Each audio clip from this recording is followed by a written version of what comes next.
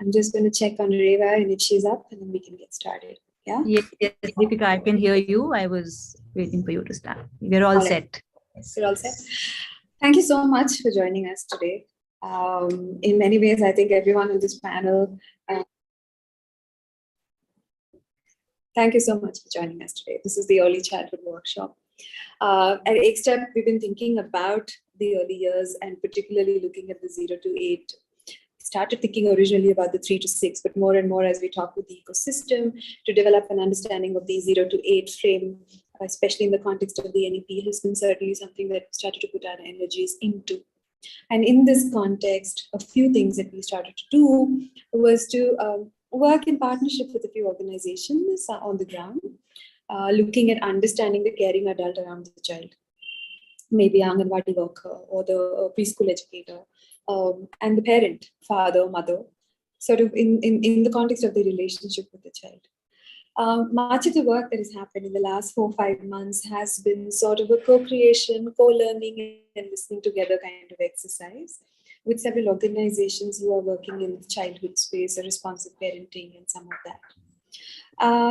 What we're doing today is actually getting the same group together, and many of them fairly young organizations and leaders together to think based on insights that we've gathered out of much of these learnings.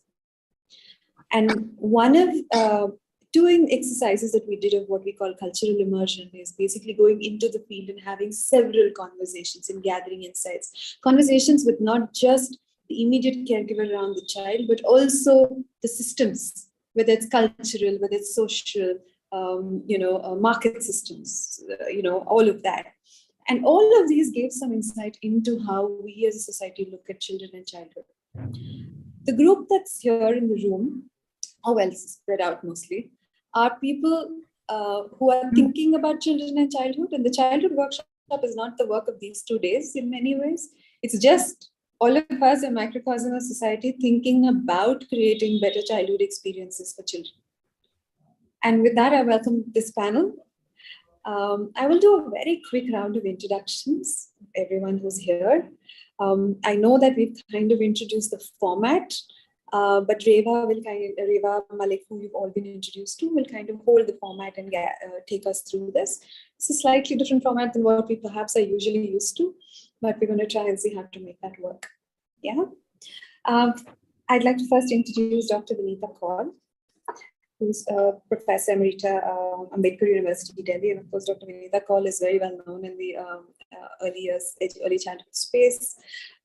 She's currently also engaged in honorary capacity as chief editor for a journal titled Child First, Journal on Children's Lives, which is being brought out by a Delhi Commission for Protection of Children's Rights.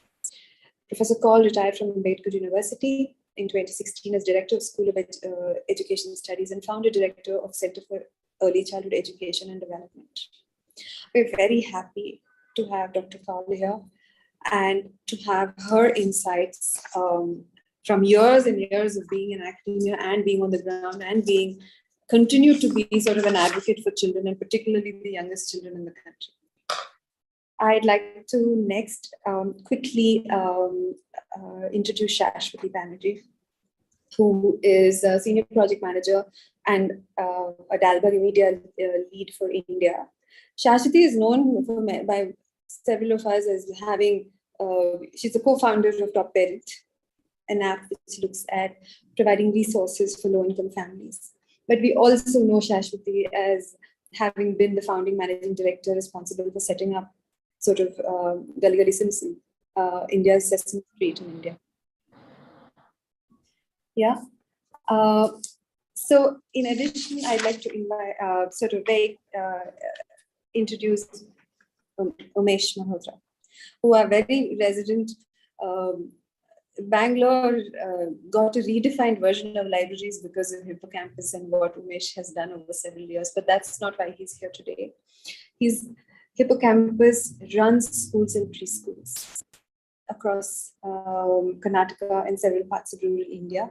He's here to share a lot of his experiences over the several years that he's worked with children and thought about children. We also have Rashta Majid from Bernard Bandia Foundation. She's the India representative and there are many projects that Rashta works on under the BVLF banner, but one of the key things that BVLF has done is been a key funder in the space of early childhood education, but early childhood, actually, not just education, but is specifically today, and the current work is in the area of cities and making cities child-friendly.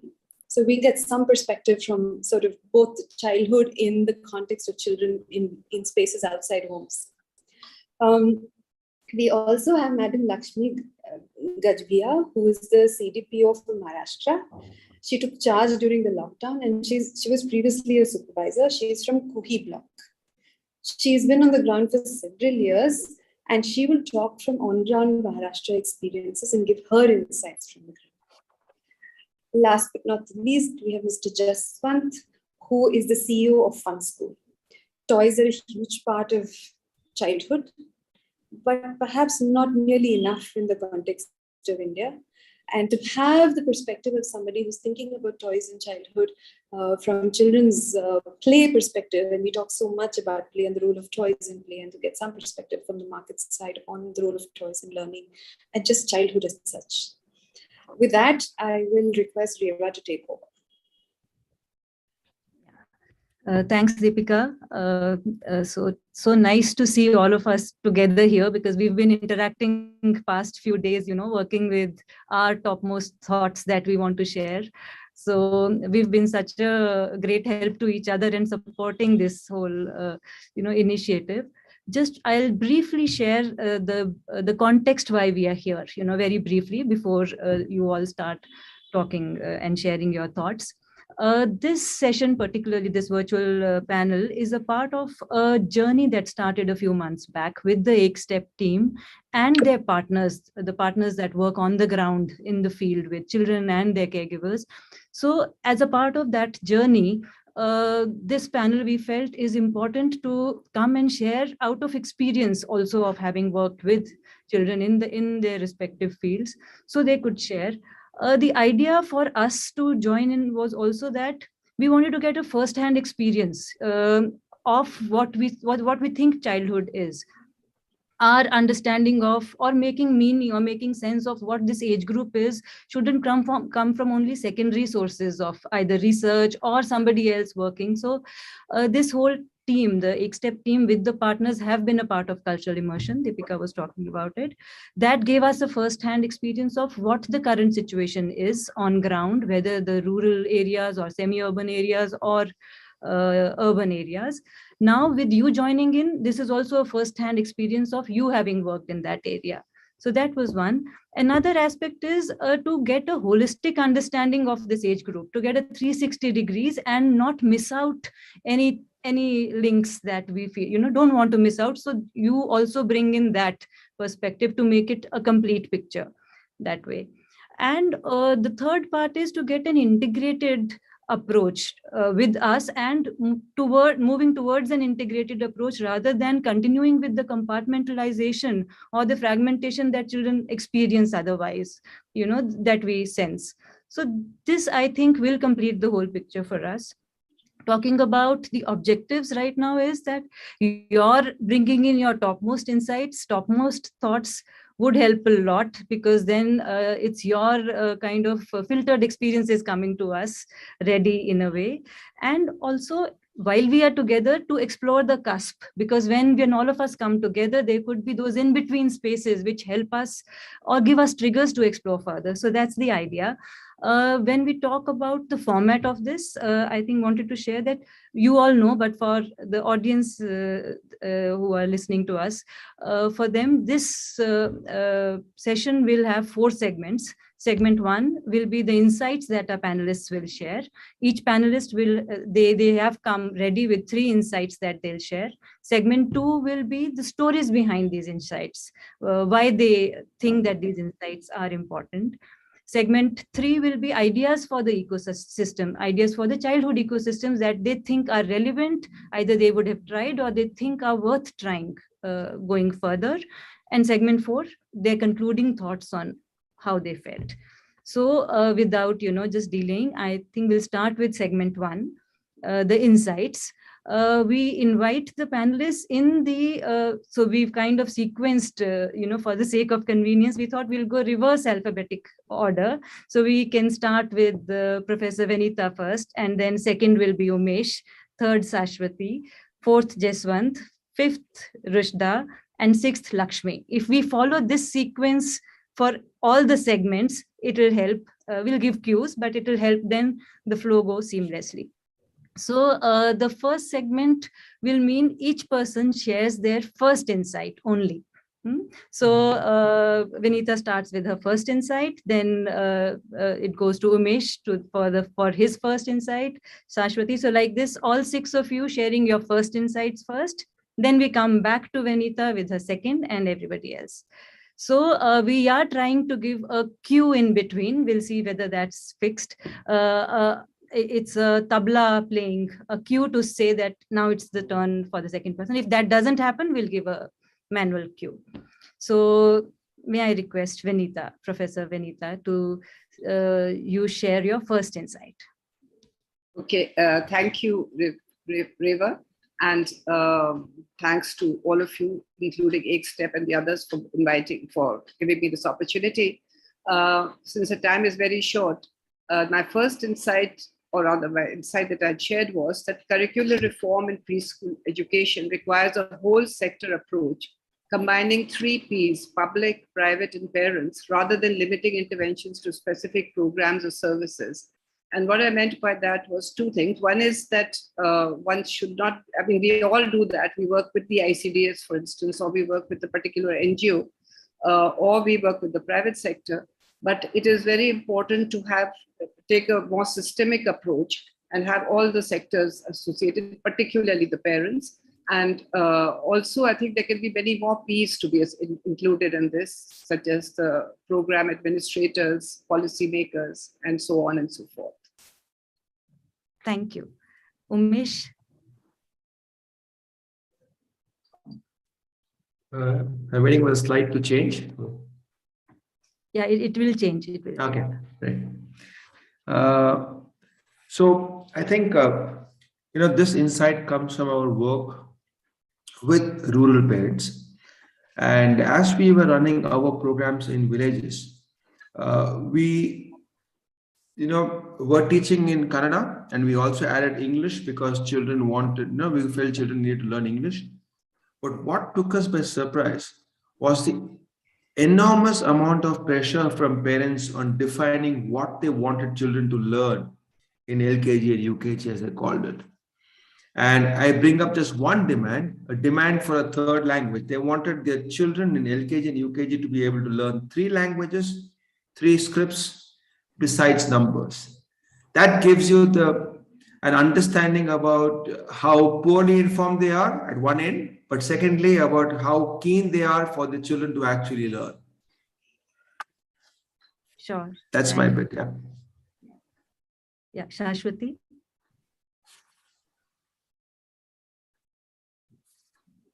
Hi, sorry. Is the slide changing? It's changed. Okay.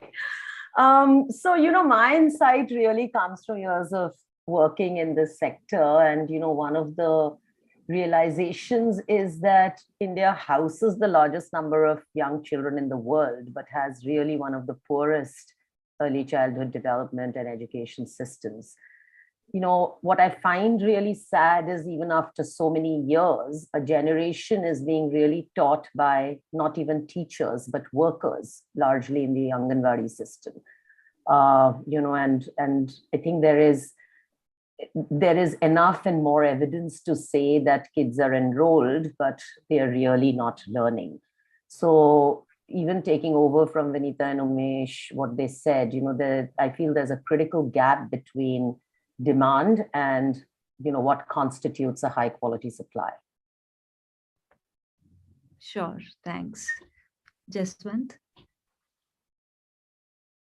My insights you'll find out derived basically from my experience with toys, and there would be therefore a lot of mention about toys in this. We have in India 250 million children in the age group 0 to 8 years, and 75% of which live outside the cities. And with the largest share of the world's children, the Indian toy market is below 1% of the global market. Now, the question is, what are our children playing with? Now, I mean, this is my first insight.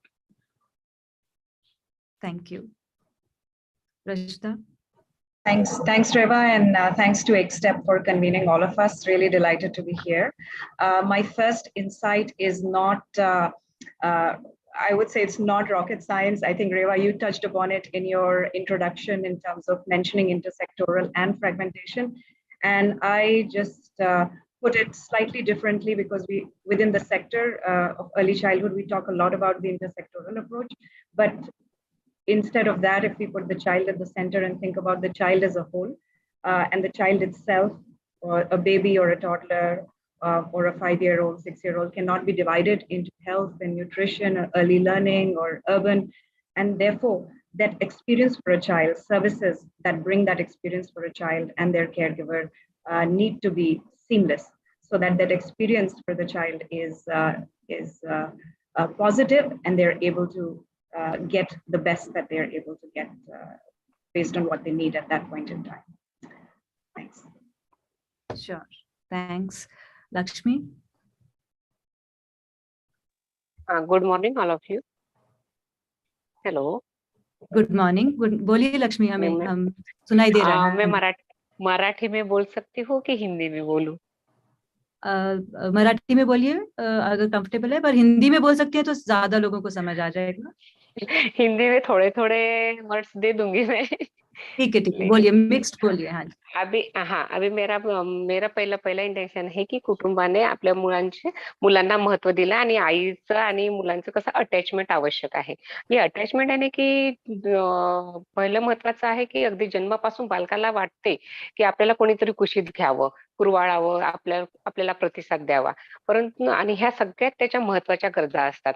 आणि निगा राखणारी व्यक्ती किंवा त्याची आई, त्यांच्या कुटुंबातले, तर जर यांनी असं जर म्हणजे मुलांना जवळ घेतलं, कडेवर घेतलं, हसवलं, मुका घेतला, गोंजारलं, तर त्या क्रियांमधून स्पर्श बालकाला इतका म्हणजे जवळचा वाटतो आणि त्याला सुरक्षित वाटते आणि तो बालकाचा त्याच्यामधून विकासही होतो. त्याचप्रमाणे मुलांना पण वेळ दिला पाहिजे. आजकालची पिढी अशी आहे की आई वडील मुलांना वेळच देत नाही, सगळे आपल्या कामात सतत गुंतलेले असतात. आणि मुलांकडे जर लक्ष दिलं तर नक्कीच पुढली पिढी ही चांगली होऊ शकेल. त्याच्यानंतर दुसरं इंडिकेशन आहे माझं की मातृत्व आणि पितृत्व स्वीकारायचं असेल तर जन्माला येणाऱ्या बाळाची. लक्ष्मी, अभी एक ही बोलिए, दूसरे के लिए वापस आपके पास आएंगे. अच्छा, एक बोलती मैंने मॅडम. हाँ, ठीक है. तो एक के लिए स्पर्श आणि त्या अटॅचमेंट बद्दल. That's right. धन्यवाद. So see, we all will actually stay out of it while you all are talking. The audience will be in a listening mode more. So that's why we are also just shifting from one to the other. It does seem a bit dry, but the idea is not to talk much, but to listen to all of the panelists. So Vinita, go ahead with your second insight. Okay. My second insight is that pre-schoolification of primary education rather than schoolification of preschool education. Umesh just talked about the parents' desire to really schoolify the preschool education. But what is happening around the country is also what we find is a schoolification of preschool education. So I think the pre-schoolification of primary instead of primary schoolification of preschool will ensure more sustained impact of preschool education on learning levels of children. And I'm saying this on the basis of our research that we have done. I think that this is even more relevant in today's context in post-COVID, where children are coming into the primary schools having missed out on preschool completely and coming in straight into structured, serious business without having their socio-emotional needs met. So I think this would really address that issue as well. Sure. Thanks. Umesh? Okay. I want to add here that, in our work, we have found it to be reasonably easy. Everybody told us it's going to be extremely difficult to create good preschool teachers.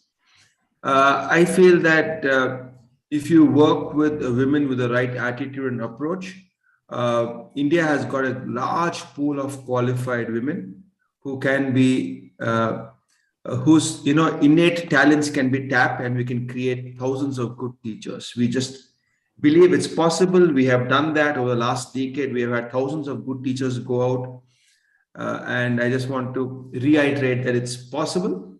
And especially what Professor just said, if we are looking at the early childhood area as not one which involves schooling, but actually creating different skills, we actually have a lot of talent to work with. Sure. Thanks. Saraswati.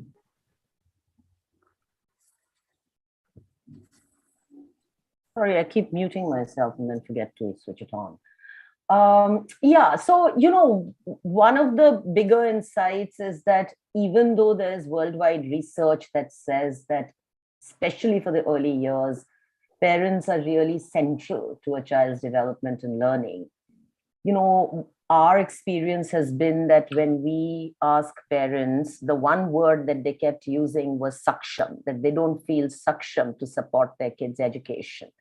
They're challenged by their own literacy levels, resources. But in hindsight, once they realize what it really takes, they are really highly incentivized and motivated to provide that support to their child. So that's my second insight. Thank you. Jaswant? The biggest problem we have faced is that today's young parents, a good part of today's young parents, have not had exposure to toys during their childhood. So the realization that toys are essential for the development of the child is sometimes not there. So a toy actually is a child's friend, a philosopher guide.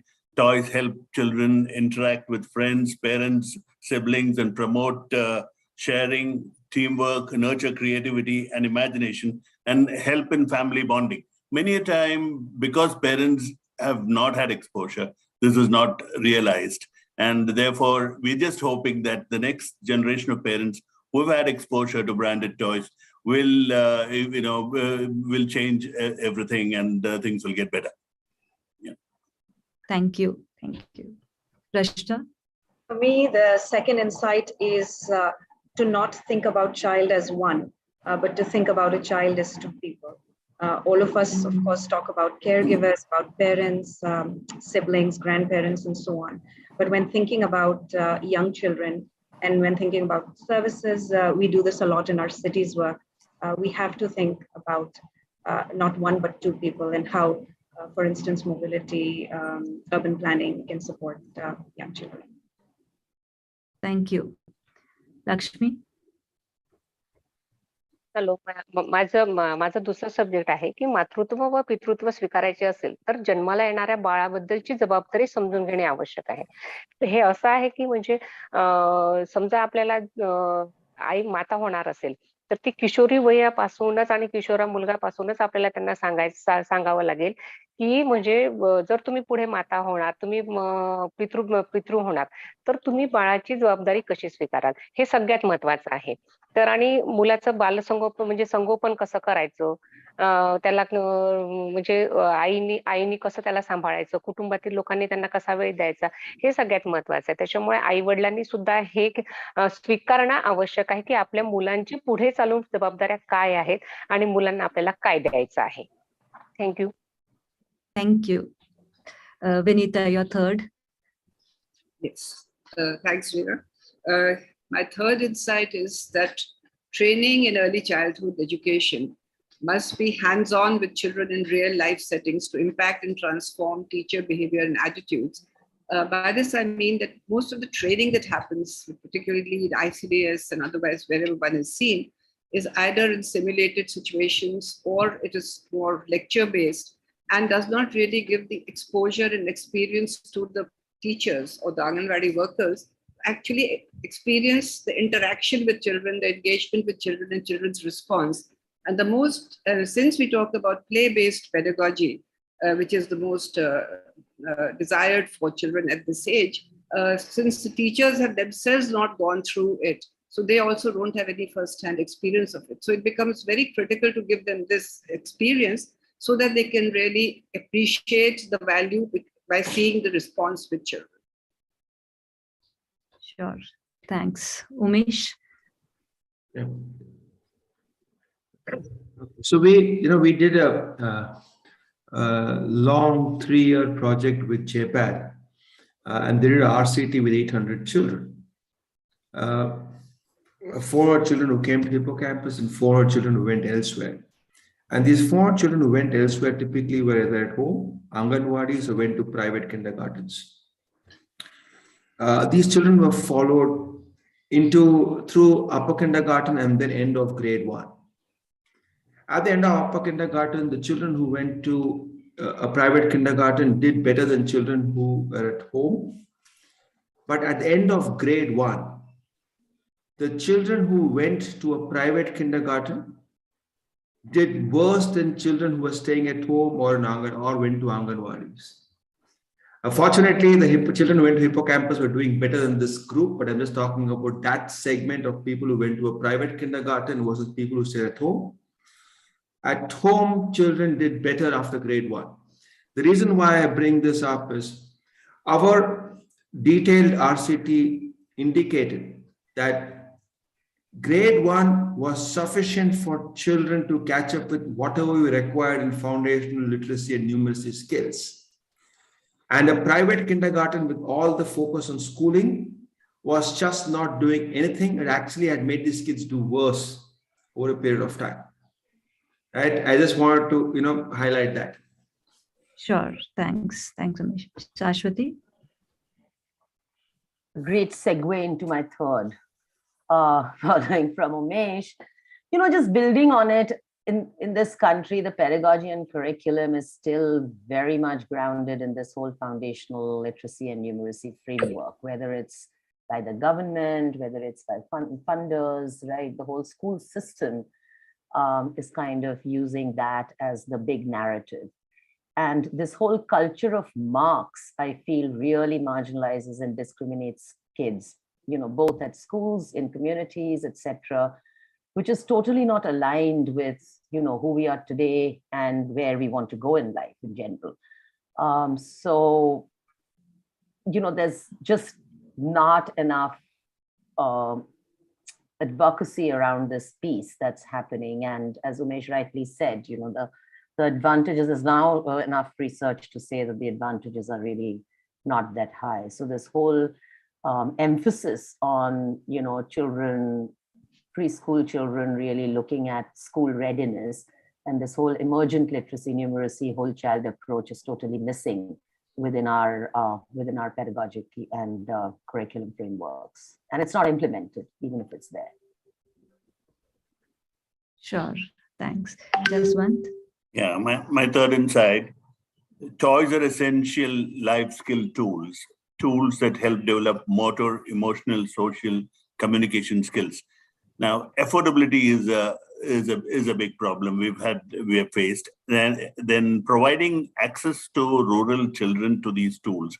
We're talking about 75% of our children living in rural areas, and providing access to the tools that are required. That is quite a challenge, and that is what we're trying to do. Yeah. Sure. Rashta? My third insight is again not. It's an aha moment in many ways, in the sense that a lot of people in the early childhood sector think this, but I think for more people to realize that early childhood is everyone's business. And so our work with urban and cities has taught us this, that urban people, planners, architects have a lot to do with early childhood. Businesses have a lot to do with early childhood, thinking of childcare and so on. So everyone can contribute to early childhood, and they can champion the cause of early childhood and their caregivers. Sure. Lakshmi? मेरा तीसरा inside है कि आंगनवाड़ी में जो प्रवेश करते हैं बच्चे, तो वो आंगनवाड़ी का वातावरण है वो अच्छा, आह्लाददायक और वातावरण अच्छा होना चाहिए. हाँ, तो ये बराबर है मॅडम. परंतु जेव्हा 3 वर्षाचा मुलगा झाल्यानंतर 3 वर्षापर्यंत तो आई वडिलांमध्ये राहतो, कुटुंबामध्ये राहतो. 3 वर्षानंतर जर तो मुलगा बाळ जर अंगणवाडीत येत असेल, त्याला त्या घरातल्या वातावरणाची सवय असते, आई वडिलांच्या याच्यातली सवय असते. परंतु जर तसंच वातावरण जर अंगणवाडीमध्ये जर मिळालं, तर नक्कीच मुलगा आणि अंगणवाडीत तो चांगला राहू शकतो आणि त्याचं तेवढा भार नसतो. आणि समजा तुम्ही प्रायव्हेट शाळेत, म्हणजे मला एक म्हणायचं आहे, की समजा तुम्ही शाळेतलं वातावरण जर चांगलं नसेल, जर मुलांसोबत त्याचं अटॅचमेंट नसेल आणि मुलांसोबत त्याचं वातावरण चांगलं नसेल, तर तो कुठेतरी म्हणजे त्याला निग्लेक्शियसपणा वाटेल आणि त्याला असं वाटेल की नाही, आपण सुरक्षित नाही. जसं आई वडिलांजवळ ते सुरक्षित असतात, तसंच अंगणवाडीत ताईजवळही त्यांनी सुरक्षित राहावं अशी त्याची भावना असते. म्हणून अंगणवाडीतलं वातावरणही हे चांगलं असावं आणि त्याच्या प्रकारे त्याचं ते संगोपन तिथे अंगणवाडीत सुद्धा चांगलं व्हावं अशी हे आहे. Sure, thanks. So with this, I think all of you sharing your topmost insights, you talk about so many things. I think, the real life experiences of being able, saksham, which is so important, being prepared, attachment, child, not as one, but as two people. I think lots of triggers that, we are getting from you. But when you talk of these insights, or it's not only these insights in this small format, I'm sure there's so much more in the background for this. So we would also like to now, in our second segment, like to listen a little bit, again in a short format, but want to know the stories behind how these insights came to happen, your on ground work with the insights that you share. So a little bit of the background of these insights. We will follow the same sequence. First stories for the first insights in the same sequence. So we'll start with Benita. Just your first story of the first insight. Okay, so the first insight was about taking a whole sector approach. And I talked about parents and taking the public schools, private schools, and parents together, or addressing them all. The background to this is that many decades back, I used to be working with NCERT, and I had the opportunity to interact with a lot of NGOs representing different organizations. And I was giving them interacting with them on the values of play, how important it is for children to play at this early age. And one of them put up his hand and said, I want to ask you a question. And I said, sure, what would you like me to answer? And he said, in Hindi, he said, ये कहाँ का न्याय है कि आपके बच्चे पढ़ें और हमारे बच्चे खेलें? And that kind of shook me completely. As a matter of fact, then I realized that, the parents' desire, the rather larger publics, the demand is for children to learn, and the definition of learning according to them is what they see in school. And therefore, this whole concept of play was just not there. And that hit me very strongly that there is a need to work with the parents as well as with others who are in the ecosystem.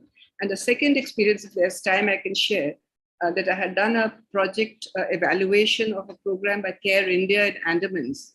And I have yet to see a better resourced and better quality early childhood education program in Anganwadis as was done by Care India.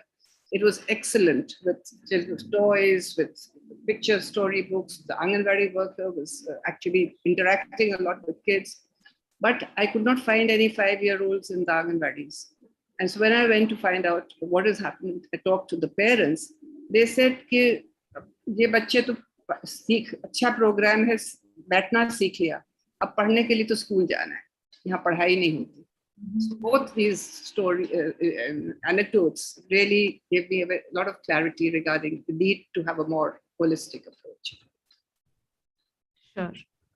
Umesh? Yeah. When we start working in villages with preschools, the first time we introduced our curriculum in villages, we had a lot of pushback from parents saying, hey, क्या बच्चे school में आ रहे हैं और खेल रहे हैं, and we should charge a fee for this. And they're like, हम fees भी दे रहे हैं और बच्चे स्कूल में खेल रहे हैं. And we were like, थोड़ा time दो, you'll see them learn and do what you want them to. Just give them some time. Fortunately, they did. And 3 to 4 months later, they could actually see their children becoming a lot more confident, coming out, talking, expressing, doing things which they were just not ready for. They were, they had come back with anecdotes on children, looking at a temple and saying, and looking at the Gopuram in, South India and saying that's a triangle, so on and so forth. That's what the children were actually able to apply what they were learning with playing with shapes and coming back in real life and applying it. While we had some of those successes over a period of, the entire decade, we have constantly been faced. And, I think we're running a very successful program. We have a lot of enrollments of children in our preschool centers. But every so often, every few months, we have parents coming in and saying, बच्चों को tables नहीं मालूम, क्या सिखा रहे? बच्चों को आप हिंदी नहीं सिखा रहे, क्या कर रहे हो? आपके सेंटर में वो A to Z पढ़ रहे हैं, but you take 4 months to introduce a few letters. बाकी स्कूल में तो A to Z एक बंदे ने कर लिया. So the pressure which the parents are actually facing and the comparison they're doing, the benchmarking they're doing with what's happening in urban India, what's happening with our children, is so high that it's extremely difficult to push together a very high quality play-based curriculum in rural India. So that's my insight from. Sure. Thanks, Amish. Sashwati. So my insight is really based on a very personal story, which is, during the pandemic, my home help's daughter, who used to go to a affordable private school and for tuitions, basically got shifted to the government school. And the Sarva Shiksha Abhiyan were using WhatsApp as a way to send, teach them, right? And many things came together for me at that time, which also helped in me kind of developing the app that I did. Is, first of all, one of the things I realized is that homework and completing the homework was this big thing in their lives, right? Because that's what they had to. So nobody was interested whether the child was learning, the child was not learning, and frankly, she wasn't learning. The second was this whole basis on digital and how online education was being imparted by the government system, where they were using one channel to give you like some, no textbooks were given, some 2-3 videos were there. The child was not going to see it because the phone was usually with the father, etc. But when it came to the evening, every day she would come to my house and say, ma'am, please mujhe homework karwa do. And I'm like, tumko homework to hum karwayenge, par tumne ye padhai ki hai? She said, nahi, bas homework kal bhejna hai. Mujhe aaj raat ko homework bhejna hai. And then I realized what they do is that, they have a notebook and they have to literally take down each of the questions, and the answers, and then they have to mark it, then they have to picture it, then they have to send it back, right? I mean, it's just, the system to me just seemed totally insane. Like, why would anybody want to do this? And basically, it's a copy-paste job for her. There was no comprehension, there was no understanding, there was no knowledge. This whole learning loss that has happened over the 2 years that Vinita also referred to. I mean, it was, to me, it was just, it's the power of one, but it really was so up close and personal for me that I figured, something needs to be done in order for kids to have a more holistic way of learning, because, all kids learn differently. And I don't think the school system predominantly is addressing any of that. So that's why when I talk about quality, it's really, that high quality is missing. So yeah. Sure. Thanks. Jaswant? My first insight was about the very low consumption of toys in India. And I had a first-hand experience of this.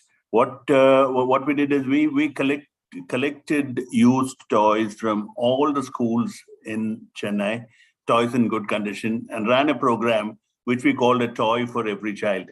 We wanted to put a toy in the hands of every child, to the extent possible.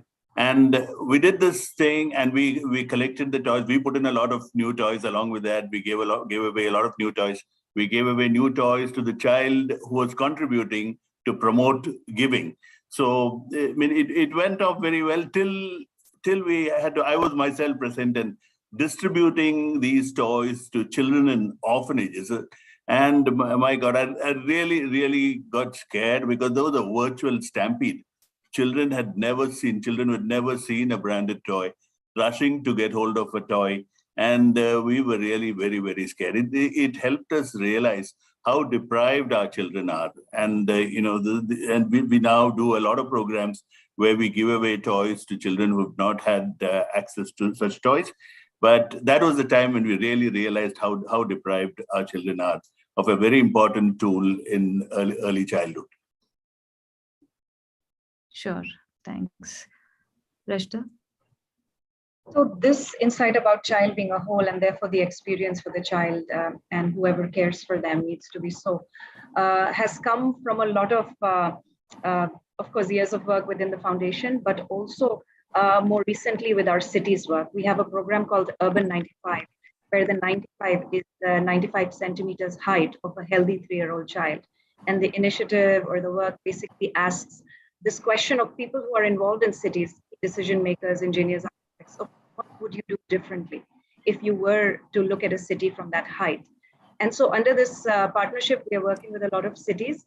And many times when you sit in these settings and we say that, okay, and we sign an MOU with the city, usually then the conversation goes like, where should we put Urban 95? Which department? And most of the time it ends up saying, ki ye social department mein aap dal dijiye. And that could be, or education is one thing that also comes to us a lot. And so just getting all these department heads and people in the room to think about this of how would you, it doesn't matter where this sits, but where it should sit should have the buy-in and the support of all the departments, because that experience, that service needs to come as a whole to the child. So this is something that we do on a basis. And then also this thinking of, okay, in urban, you need housing, you need mobility departments, you need roads and so on, but also you need budgeting and finance. So, I mean, there is no end to it. You actually need all departments together. Sure, thanks. Lakshmi? माझी पहिली insight होती की मुलांना वेळ देणं आवश्यक आहे. तर मुलांना वेळ देणं म्हणजे तसंच गरजेचं आहे की जर मुलांना आपण वेळ दिला नाही तर पुढे पण मुलं आपल्याला वेळ देणार नाही. ही आणि विशिष्ट वयापर्यंत त्याच्यासोबत खेळणं, मुलांना खेळणी नको आहे तर खेळ हवा आहे. तर मुलांसोबत पालकांनी सुद्धा त्याच्या खेळामध्ये म्हणजे इन्व्हॉल्व होणे आवश्यक आहे. और जब अपन बच्चों को टाइम देंगे तभी अपने को अगले जाके अच्छा बच्चा करना है तो फिर वो भी अपने को टाइम देंगे. फिर ऐसा भी आणि असं वाटतं की आजकालच्या आई वडिलांजवळ वेळच नाही मिळणार.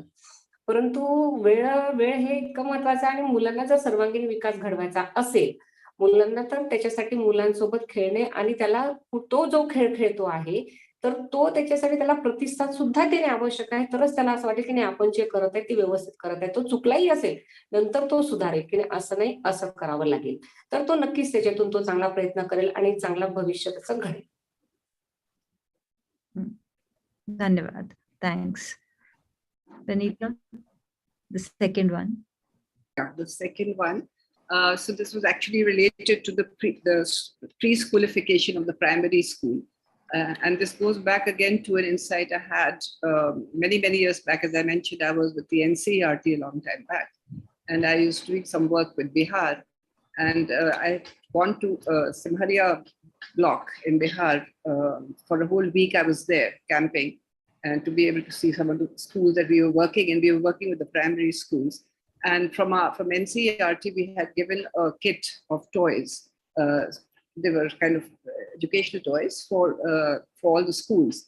So when I visited one of the schools, there was a teacher who was really known as Panditji, and he was very much a Panditji. He was actually in the school, single teacher school, and all the children were sitting around in a room with their fingers on their lips. This is a long time back. And they were sitting like that, very disciplined. And he asked me to come, and since I had come from outside, he gave me all the respect, etc., and said, "You can see and talk with them." But nobody was willing to talk. The children were so silent. Then I asked him, "Where are the toys that we had given you?" And he said he was staying in the same school. So he said, "Yahan koi khole nahi hai. We have not opened the box yet," and it was under his bed. So I told him that nikaliye mere samne hi kholiye, because I thought if I go, he will still not do it. So he felt very reluctant, but he opened it. The minute he opened the box, all the children fell on them, and there was a complete chaos. And he told me, "Ye aapne kya kar diya? Mera sara discipline kharab kar diya." So I told him, "Koi baat nahi, unko aadat pad jayegi, pehli baar dekh rahe hain." So when I was camping there, so about a few days later, I was just in the evening just going for a walk, and I met him on the way, and he was quite a distance away from me, and he told me, he called me Behenji. He said, "Behenji, aapne kya kiya?" And that was a time when dropouts was a very major issue. He said, "Aapne ye kya kiya? बच्चे हैं कि school से जाने का नाम ही नहीं लेते और सुबह सुबह फिर चले आते हैं." Something that really gave me that insight about the importance of toys even for primary grade children. And then we did recently in CSET, we did a study, a longitudinal research on about 14,000 children across 3 schools, where we tracked 14,000 children with Asar Center, which we did tracked 14,000 children for 5 years. And what we found was that that wherever the children were experiencing formal teaching in the preschools, it was counterproductive to their school readiness, development of the school readiness competencies, and their performance in school later was very poor. But wherever the children were getting a very good, and where they were getting a good preschool education program, that also over period started to decline. But the best results came, very sustained impact, where the preschool and primary, there was seamless continuum of practice as well as learning. So that kind of confirmed my experience and insights that you need to do preschoolification of the primary school classroom. Sure, thanks. When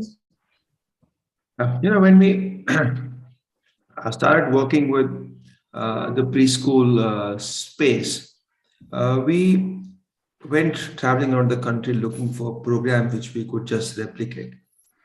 While we found many programs, each of the programs which we wanted to work with was mandating a 4 to 6 month training for teachers. It works reasonably okay in the urban context, which women are willing to travel, get trained, and go back. But in the rural context, with travel being a headache, right? Even if you have to come to the nearest taluk for travel for training, and you get women to come from the villages with buses and travel being a huge headache, we realized that people would not come for more than 8 to 10 days of training. Also, in rural, they did not seem to have the pressure of needing a job. They didn't have the pressure of having an extra money. So women were not so interested in saying, "I want to go train for 3 months, 4 months." They were like, "Yeah, you train me and I want to get on the job as quickly as possible and I want to start earning money, and I don't want so much trouble." So we actually had to rethink everything to do with training, and we had to put teachers on the job in 8 to 10 days. So the way we created session plans, and we gave them hands-on training over a period of 6 months. So they actually were trained in 8 to 10 days, put into a classroom, and over a period of 6 months, they were supported, mentored, observed. And we noticed that with something like this, we were actually able to create a pool of good preschool teachers. And the outcomes they were able to deliver were much better than what was happening in urban India. So we believe that it's if we decide to be innovative about it and think about it, we can actually create good preschool teachers at scale. The talent exists in India. Great, sure. Saraswati? So I already said that when I was developing Top Parent, the first thing we did was actually do a needs assessment study with potential users. And we did this with about 550, parents across Delhi, NCR, and Bhopal. And the one word they kept using is कि हम अपने आप को सक्षम नहीं समझते हैं, right? And they all had very high aspiration, they all felt education. So they were invested in their child's education, right? They were spending a considerable amount of their family income in trying to send their kids to private schools. Of course, boys were given preference than girls, you have all those disparities. And when we asked them कि क्या आपका dream क्या है अपने बच्चे को, they said हमसे बेहतर होना चाहिए. So they basically said office job होना चाहिए, even if that office job is a gig worker job or in a courier company or whatever it is. Their aspirations were not like my, kids will become doctors and engineers and IS officers or anything like that. So, so within their own thing, they were like, बच्चे को पढ़ना लिखना आना चाहिए पर बच्चे को अच्छा इंसान बनना चाहिए, right? So when we asked them what would make them, so we designed our content to help them understand what they can do with their kids at home to promote their development and learning. And we recently did a 4-month intervention with another NGO called Saja in Delhi with about 1,200 odd families. And we tracked the change in knowledge, attitude, practice of the parents within these 4 months. And what we realized is that a lot of the knowledge factors had changed amongst parents, including whether you should scold your child, what does, is school the only form of education for the child? And there was a dramatic shift, significant at significant levels. Some attitudes had also shifted, but obviously practice, has not shifted in the 4-month intervention, and also kind of make us realize that, changing behavior and cultural patterns is long-term, and there has to be that long-term investment that's required to make that shift happen. But, the fact is that, people, when they are given the resources and the understanding and the knowledge and the information, they basically are very, very willing to invest and to engage, in that whole process. Sure, thanks. Jaswant? In my second insight, I talked about how toys help a child develop. Now, we've seen that it's all the more when parents and children play together. So we've organized board game nights where all families come together, compete with other families.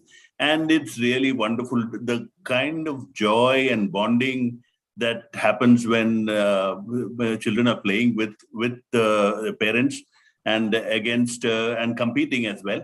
That has been wonderful to watch, and we are always trying now to have activities where children and parents play together, and the results are much better. Now, puzzling as a hobby, it is very popular overseas, not so much in India, but now it's catching on. Parents are making puzzles with children, and it becomes the most enjoyable experience for children, and they learn much faster. So we're trying to, but the biggest challenge is this is all happening in the cities. How do we take it to rural areas where can we get? It's the same thing that works everywhere, but can you get parents in rural areas to play with children? That's been a challenge, and we're trying our best to look at methods by which we can promote that in rural areas as well. Sure, thanks. Rushda?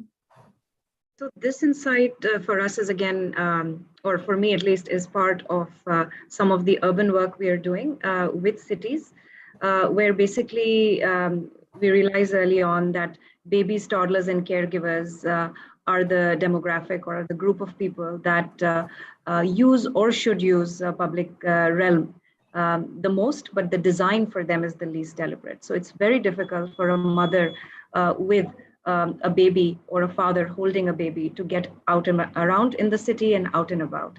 And so there was a time when, even an example, there was a time when we were sitting around a table with a group of city officials, and there was a traffic person who was responsible for traffic signals. And he said that, look, I have nothing to do with early childhood. Why is this relevant to me? But then we started talking about it, and it was like, okay, the traffic signal is only 30 seconds. Is that, or 10 seconds or 15 seconds. Is that enough time for a mother with a child to walk across? Or are you designing these things for able-bodied young men? So things like that, that just especially linked to design, that sparked these thoughts and have helped us work with cities. Sure. Lakshmi?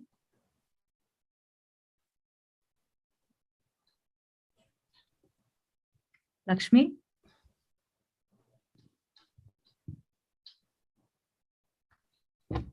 Lakshmi आप हैं? Hello? हाँ, लक्ष्मी. हा, माझी तिसरी insight आहे की शाळेतला अंगणवाडीतला प्रवेश. तर अंगणवाडीतला प्रवेश आहे तर सगळ्या पोरांना एकसारखं शिकवण्यापेक्षा वयोगटानुसार जर शिकवलं 3 ते 4 वयोगट, 4 ते 5 आणि 5 ते 6 हा वयोगटही सगळ्यात महत्वाचा आहे. मग 3 ते 4च्या मुलांना वेगळं घेऊन बसणे, त्यांच्या याच्यानुसार त्यांना खेळ देणे आणि 5 ते 6चा जो वयोगट असतो त्यांना ठीक आहे ABCD जे काही आहे ते पूर्वशालेय शिक्षण ते देणे आहे. हसत खेळत जर मुलांना शिक्षण दिलं तर नक्कीच मुलं चांगले कॅप्चर करतील आणि चांगले होतील. धन्यवाद मॅडम. आपने थर्ड बोल दिया, कोई बात नहीं, नेक्स्ट वाले में आप सेकंड बोल देना. कोई बात नहीं. विनीता, क्या गाड़ी चला रही हूँ मैम तो मालूम नहीं पड़ा. कोई बात नहीं, चलेगा वो, ठीक है, कोई बात नहीं. अभी वापस आते हैं आपके पास, तब आप सेकंड शेयर कर देना. Vinita, your third. Yeah, my third is to do with training must be hands-on with children. This is just actually a confirmation of what Umesh was saying. And in terms of where the insight came was with training that we used to do, again, back to when I was with the NCERT, we used to do a lot of training of all levels of personnel, including teachers and Anganwadi workers in early childhood education.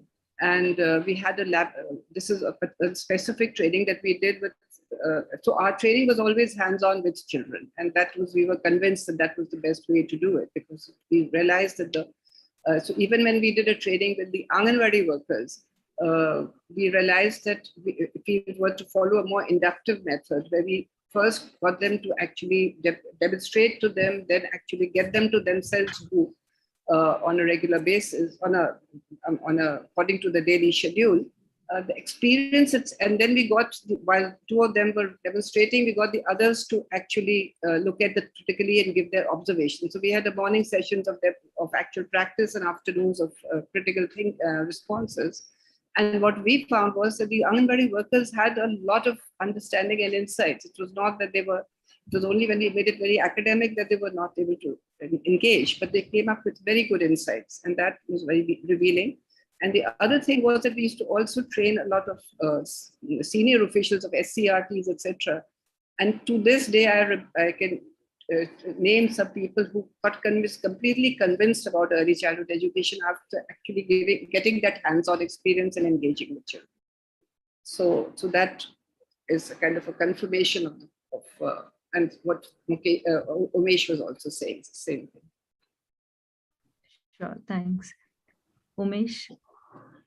Okay, so when we did the RCT, at the first checkpoint after 2 years of kindergarten, it was, the RCT revealed that children in hippocampus were doing well, and children who were at some of the private kindergarten were doing a little less well, but much better than children who were at home or in Anganwadi at the end of upper kindergarten. And that was the only concern which was there was that the socio-emotional skill difference, there was no difference between kids at home and kids at hippocampus too. It was largely on par.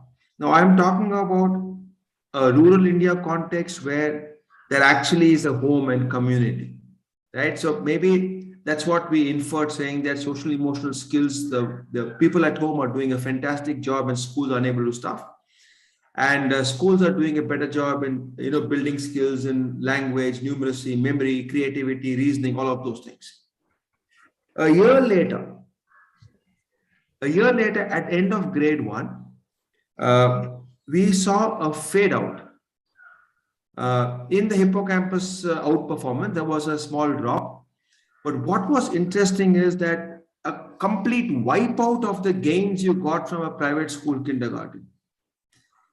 A complete wipeout to the extent that the child who was only at home for 2 years went to a government school, and at the end of grade 1 was performing better than a child who went to a private kindergarten and maybe a private school or a government school. They were performing better in literacy and numeracy. And what I think I learned from there was the schooling system in India is so focused on literacy and numeracy that you don't have to break your heads on literacy and numeracy in kindergarten. You have to focus on everything else. The schooling system will help you with literacy and numeracy. A child staying at home or going to an Anganwadi caught up with the private kindergarten. And unfortunately, because of COVID, the study for end of grade 3 hasn't been able to happen because the whole thing has taken a break. But I think that's something which really has made me think more deeply into saying, why are we just continuing with this charade in private kindergartens of teaching children numbers and tables? And they need to understand the concepts, but what we are teaching is so out of place and so wrong. Wow. Thanks. Just a request before Shashwati. I know we are just running late. The time we are shooting up time. Rashda has to leave somewhere, so just request her to just share her third story. Yeah, of course. Yeah. Thanks. Thanks so much, Reva, and my apologies that I have to drop out a little early. So the third insight and the story behind it is, again, looking at our work under Urban 95. And traditionally, of course, early childhood, we've looked at health, education, early learning, nutrition, and so on. And when we started thinking about early childhood being everybody's business, when we talked to people who were architects or city planners or engineers, the response was always that what do we have to do with early childhood? And as we work through and with cities in terms of the early childhood lens, how you can shape mobility and public spaces, look at clean air, greenery, and so on. Increasingly, the thinking is that, of course, urban people and people who are in key decision-making roles have a lot to do with it. And this can literally apply to anything else. I talked about businesses earlier, childcare. And the popular saying that it takes a village to raise a child. Actually, everybody needs to be involved in this.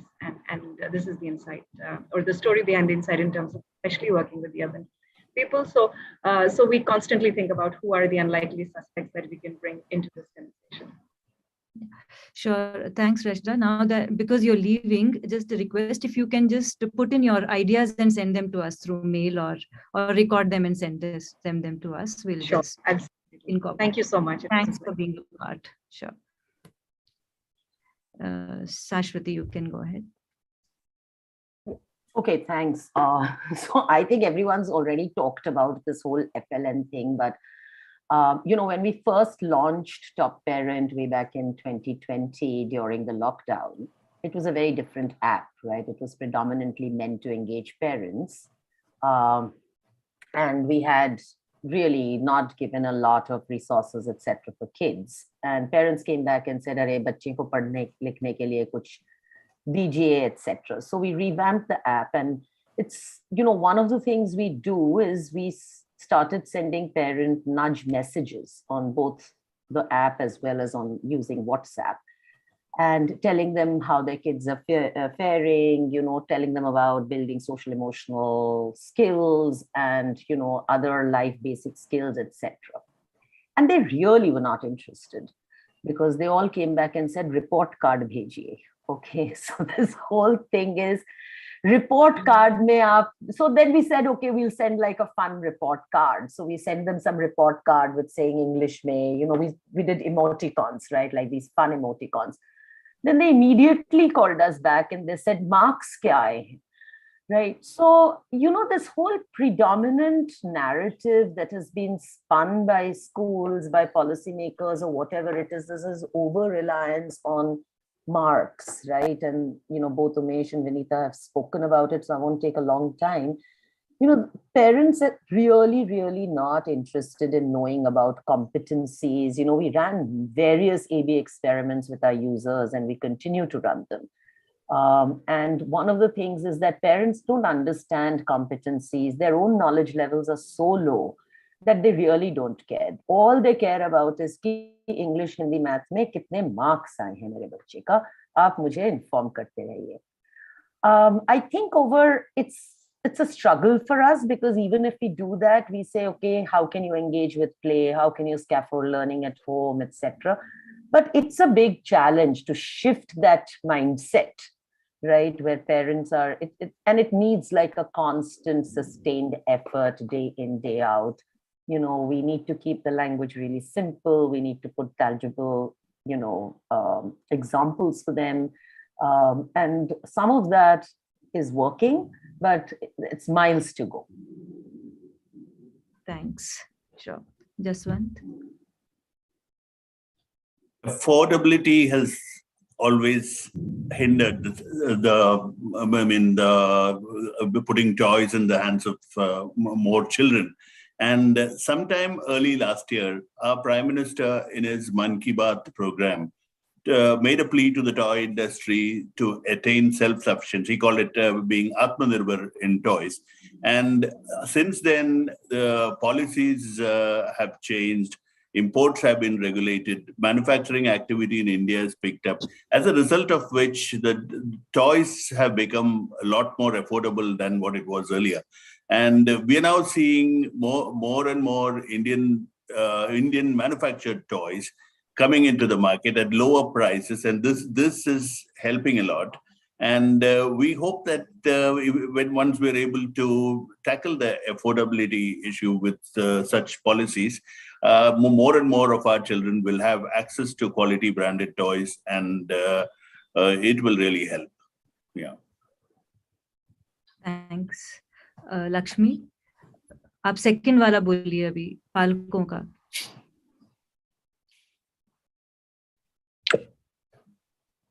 Lakshmi?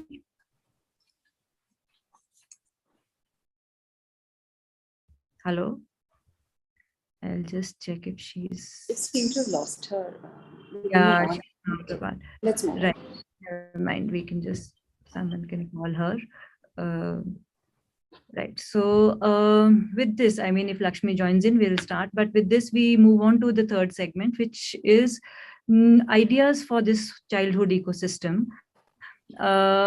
See, all that actually, what you shared, your stories have triggered more thoughts now, the pressure that is prevalent around. And because of that pressure, the essentials are also not somewhere available to people. What is learning exactly? And, what does scarcity do to remove the essentials out of the picture? So for all this, if all this is there in front of us, what are the ideas do you think the ecosystem needs?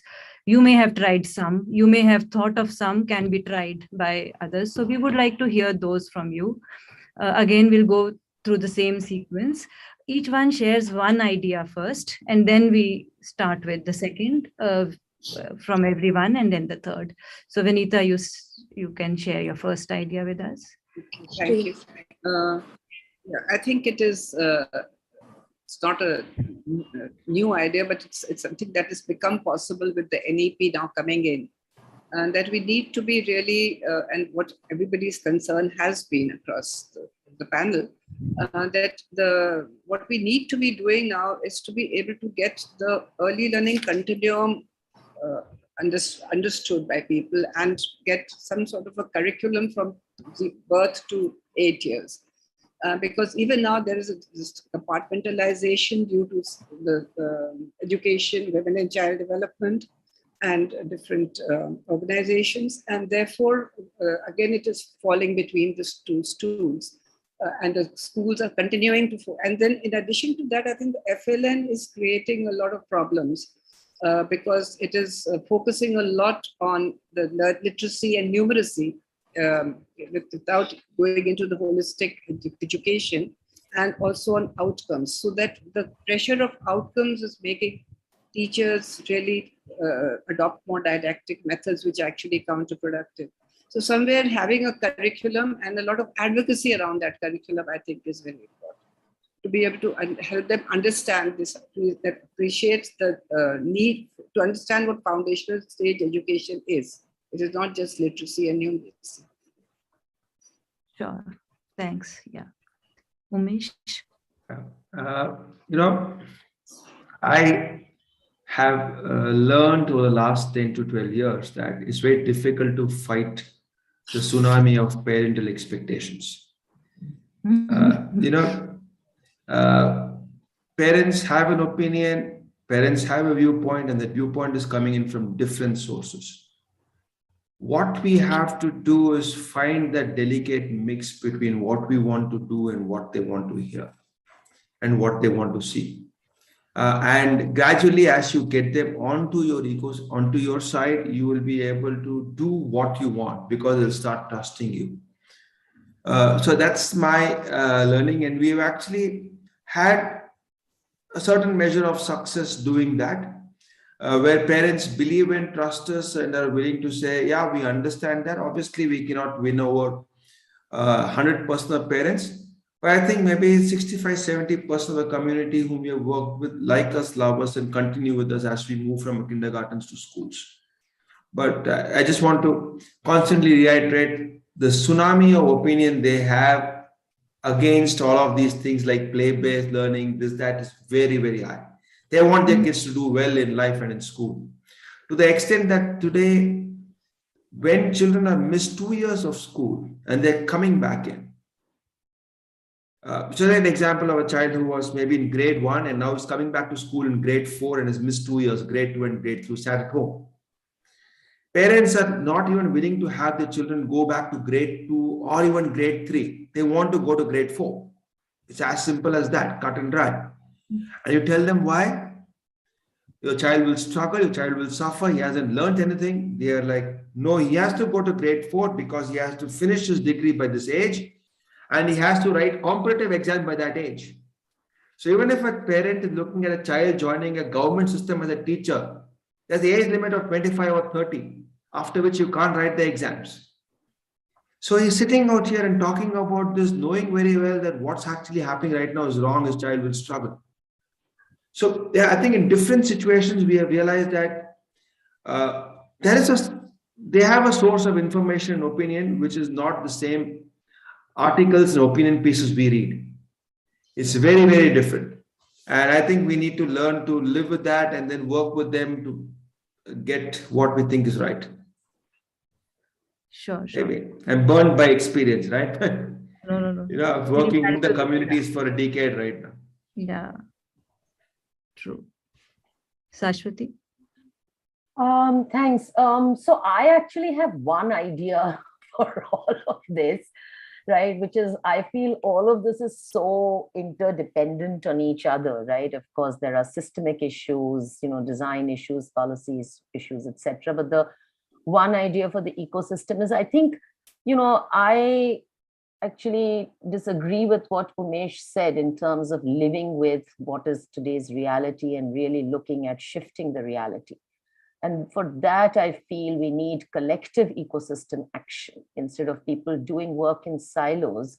I think there needs to be like a massive behavior change, campaign or advocacy where private, public, and whoever is kind of joining hands, industry, they're all kind of joining hands to really educate the parent as to what constitutes early childhood. And look, people have done this before. People have changed the tide of opinions in healthcare, in other kind of areas. And second, healthcare has done it really well, actually, for whatever reason.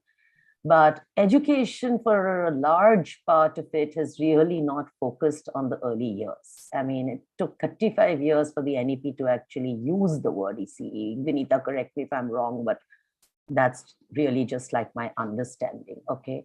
So how do we really come together as players in this ecosystem to see what we can work collectively to really make that change? And I think somebody has to put a stake in the ground and kind of take ownership and run with it. Sure. Thanks. Jaswant? I think that steps must be taken to get corporates to contribute more towards early childhood well-being. One of the things that could be done is stipulate that a fixed percentage of CSR spends for corporates is mandatory. If we can fix a fixed percentage of CSR spends should be on early childhood well-being projects, I think that a lot of money will come in and fund a lot of things we want to do. So that is my pointer.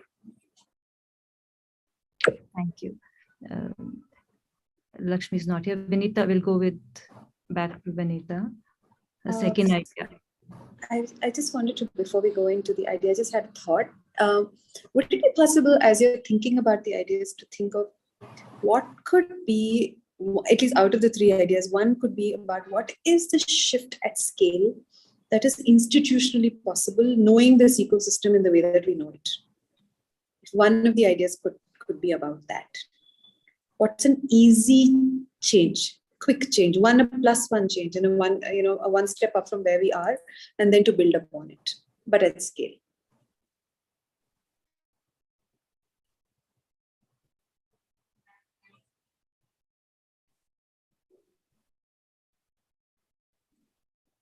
You're on mute, Professor. Yeah. Sorry. Yeah. Should I come in now? Yes. Go ahead. The idea that I had, or not I had, but I think all of us are talking about, which I'm just trying to crystallize, is there are two issues which create the resistance among parents as well as teachers regarding the move towards play-based education. One of them is a lack of indicators, because indicators are there for primary education, that the children have started to learn the alphabet, they've started to learn to read, write, etc. Whereas in early childhood education, we don't really have those spelled out, something that are very visible, measurable, and can be actually seen by the parents and teachers and all stakeholders as progress.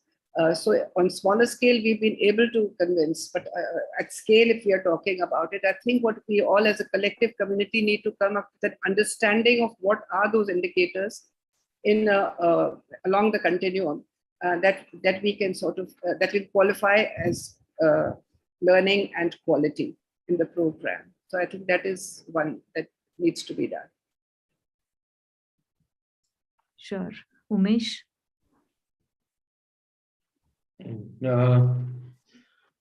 It's a good thought to take from what Professor said. I think, if you're going to change their mindsets, you'll have to,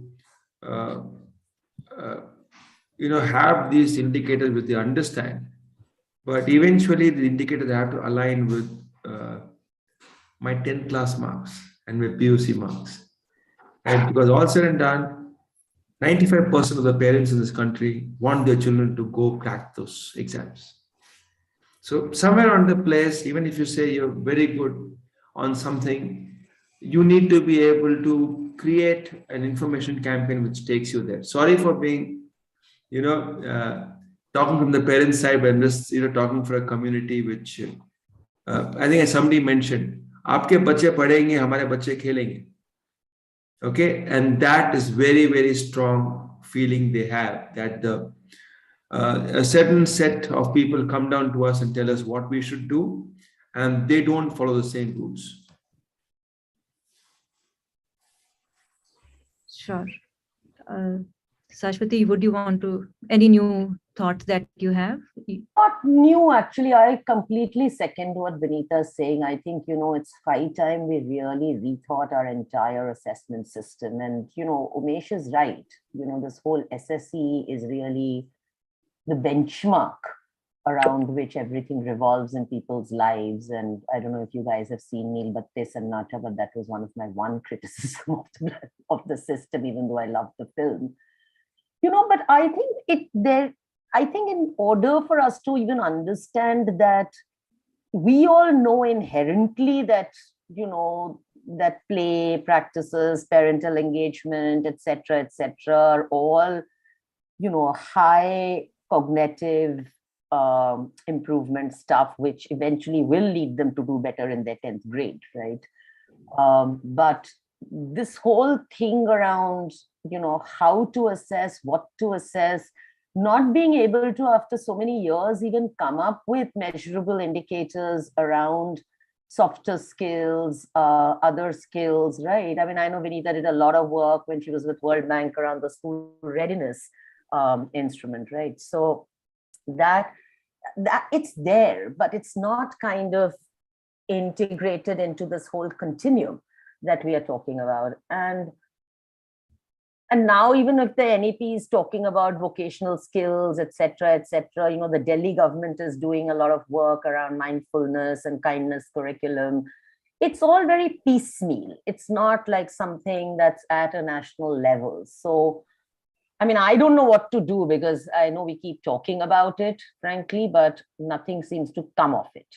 That part of that CII Educational Council task force or whatever, but really nothing moves, not much at a massive scale and level. So I don't think I have any solutions, but of what the ecosystem can do. But, I think, yeah, I'll stop here. Sure. Let's see. Jaswant? More on involving corporates in early childhood well-being. I think there could be tax concessions for corporates who invest in areas for improvement in health, education, hygiene for early childhood well-being. As of now, to the best of my knowledge, there are no tax concessions for corporates who invest in this. And this could bring in a lot of funding, could bring in a lot of involvement of corporates, and this could really help, is what I feel. Sure. Thanks. Vinita? The third one is, it's two parts to it. One is just responding further to, or taking the discussion further on the parallel system that we have of private schools and the government system.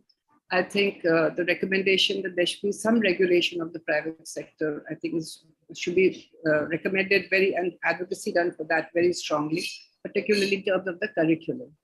Because it is not only that it is there, but our research shows on, as I said, a very large sample over a longitudinal research, that it is counterproductive. It's leading to, and that is perhaps one of the reasons, not the only reason, why children are going through school without learning, because children's foundations are not there. So I think these are arguments that we need to bring in to ensure that there is some regulation of the curriculum, which should be more developmentally appropriate.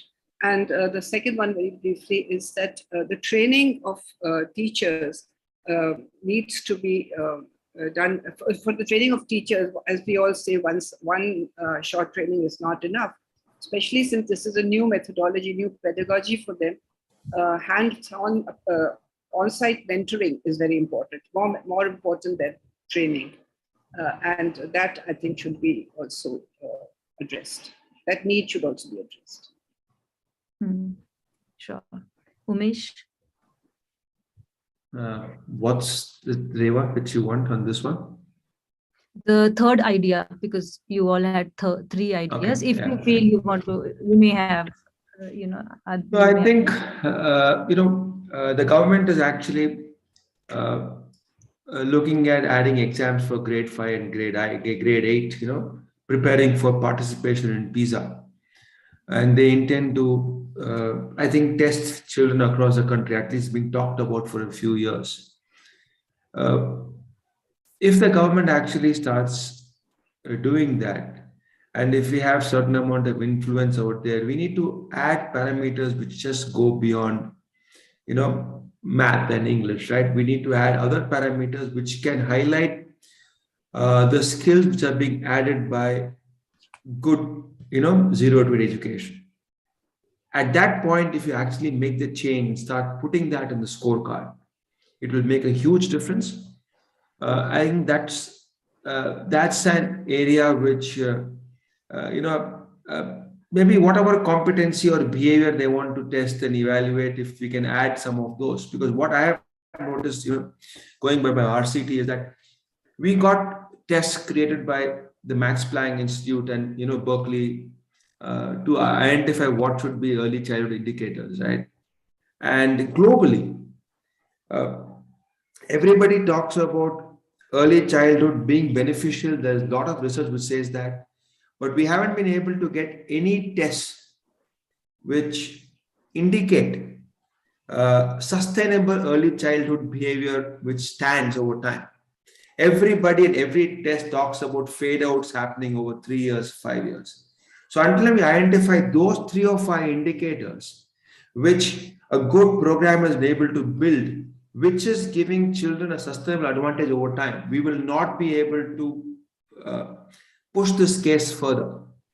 Because I think as a research community, there's just, can somebody tell me 3 indicators which, because a child has gone through a great activity-based, play-based learning from 0 to 8, will last with him till the child is 25? We don't have those 3 or 5 indicators. And I think we don't have them globally. Forget India. We don't have them globally because our indicators came from what is happening in the US. We don't have them globally. And I think we need to think through that part of that problem, that piece of the puzzle. Because if we don't know what we are selling to a parent and to a child, how are we going to change them to accept what I'm saying? So I think that's what's bugging me, right? And that's what I have seen as a struggle. And I thought the RCT would throw some light, but it took us deeper down the rabbit hole. Can I just come in just for half a second? To say that our research has identified indicators, I think we should, by learning is that we should make it better known. We have been able to do over 5 years that we studied the children.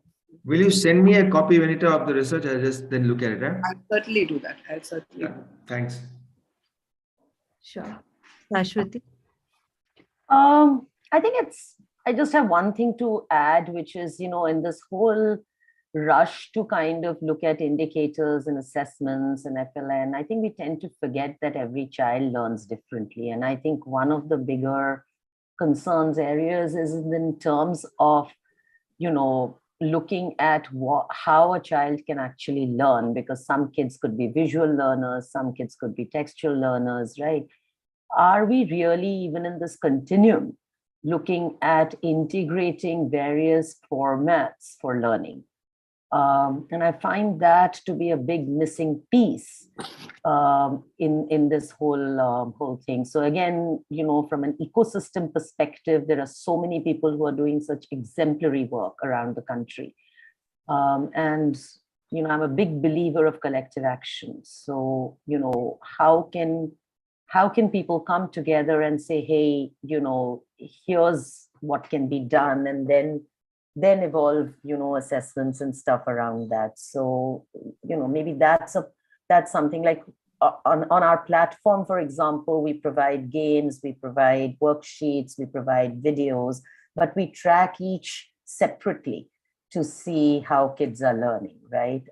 And it is maybe we need to move on to more level-based, taking from what Umesh was saying, to a more level-based framework rather than more like an age grade framework and more competency-based frameworks. But I'm not an expert in this, so I'll leave it to Vinita and others to kind of talk about it. Sure, thanks. Jaswant, your last one. I think we are all in agreement that early childhood education determines what the child grows up into. But the quality of early childhood education is clearly vastly superior in cities, and there's a long way to go before the rural areas catch up. I think that's very unfair to have this kind of discrimination. A similar quality of education and play must be made available to all classes of society, all locations, rural areas, etc. The roles of government, NGOs, government and NGOs will be critical to make this happen. Education standards and methods have to be clearly upgraded in smaller towns and villages, I think. And all this needs money, and that's why I suggested that we tap corporates for that. Sure, thanks. I think, and this we totally agree that, this is something that children are entitled for. If they don't get, we all need to do something about it. And I think all our minds are working towards it. That's why this forum also. I think many of you in your ideas, you spoke about indicators which are very important, even benchmarks that are lying around in the air, that societal benchmarks that everybody's. So, I mean, then what we think about is, so what are the narratives that are there and what are the narratives that need to change, therefore, and how we all collectively, you were talking about integrating, Shashwati. So how do we come together, integrate, as well as collective effort towards this is what we are looking at. Very happy to hear all of these and triggered many more thoughts. Would want to know at this point in time your concluding thoughts, because you've heard each one also, each other also, and I'm sure many other things are also triggered. So just a brief statement on each one's concluding thoughts after hearing everyone. Vinita. My concluding thought is it's a great opportunity to listen to everybody. My concluding thought is that people who are working in this field are all aware of the issues, are experiencing similar problems, similar constraints. Therefore, there is a need for collective action to be able to really address those rather than at our own individual levels. And I think that is coming together as a community and really taking this up with a sense of urgency. I think that's very important. Sure, thanks. Umesh? Now, while I am at one end cynical, at the other end, I'm reasonably hopeful. I think the reason for my hope is that over the last decade, I possibly have seen 10 to 20,000 schools in rural India across the country adopt programs from providers like Exceed and Lead, and there are a few other providers who have been trying to do a really good job of offering high quality programs and curriculum for children. And I think that's a great step, because if you're able to have 10, 20,000 schools, private schools out here, move to a more thought out curriculum, that's a big step from what they were struggling with, right? And that has happened the last 10 years. So I think the next 10 years can only bring about further change. I also see some hope because many engineers today don't get jobs. So you have parents in rural India saying engineering to faltu degree hai, right? And therefore there are some questions being asked on what's happening in schooling. So I think there's a great opportunity. But I personally believe that we have to drive everything we do with how do we communicate and market to parents.